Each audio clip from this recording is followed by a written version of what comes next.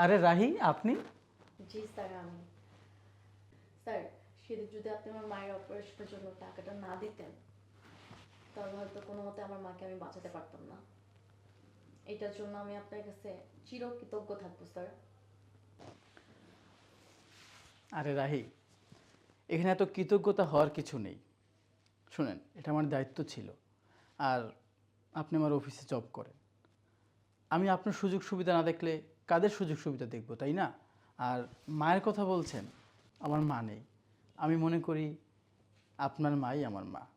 আর একজন সন্তান মায়ের পাশে দাঁড়াবে, এটাই তো নিয়ম।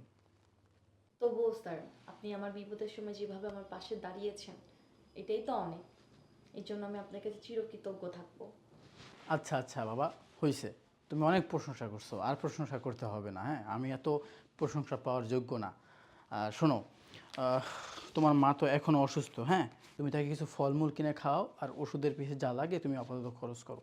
আর তোমার যখন যা প্রয়োজন, ঠিক আছে, তুমি আমার কাছে আসবা, কোনো সমস্যা নেই। ঠিক আছে, আমি যেভাবে হোক তোমার পাশে থাকার চেষ্টা করব। নাও। না না স্যার, কি করছেন? এমনি আমি আপনার কাছে কত ঋণী, তার মধ্যে আপনি আবার আমাকে টাকা দিচ্ছেন। স্যার, এই টাকা আমার লাগবে না, এটা আপনি আপনার কাছে রেখে দেন। রাহি, তুমি কি পাগল হয়ে